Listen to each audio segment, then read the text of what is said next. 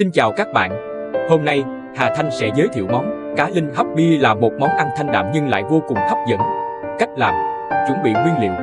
Cá linh 500g, chọn cá tươi sống, mập tròn. Bia 1 lon. Tả 2 đến 3 củ. Gừng 1 củ nhỏ. Hành lá 2 đến 3 nhánh. 1 đến 2 trái. Gia vị: hạt nêm, tiêu xay, dầu ăn. Nước chấm: nước mắm chua ngọt hoặc muối ớt chanh. Các bước thực hiện: sơ chế nguyên liệu. Cá linh rửa sạch để ráo. Bạn có thể không cần mổ bụng cá vì cá linh nhỏ, hấp bia sẽ không bị tanh. Tả đập dập, cắt khúc. Gừng cắt lát mỏng. Hành lá cắt phần đậu trắng đập dập, phần lá cắt khúc. Cắt lát. Hấp cá: cho sả cắt khúc, gừng lát vào đáy nồi hấp để tạo hương thơm. Xếp cá linh lên trên, đổ bia vào nồi, lượng bia vừa đủ để tạo hơi mà không ngập cá. Đặt nồi lên bếp, hấp khoảng 10 đến 15 phút. Khi cá gần chín, cho thêm hành lá và ớt đã cắt vào để trang trí và tạo thêm hương vị. Tắt bếp, gấp cá ra đĩa. Làm nước chấm, pha nước mắm chua ngọt hoặc chuẩn bị muối ớt chanh để chấm cá.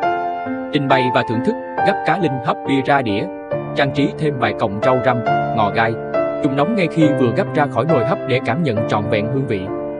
Chấm cá vào nước mắm chua ngọt hoặc muối ớt, ăn kèm rau sống để món ăn thêm phần trọn vẹn.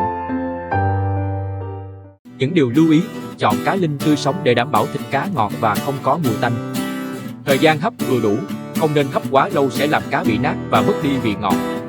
Nên sử dụng bia tươi hoặc bia lon thông thường để hấp, không nên dùng bia có vị quá mạnh.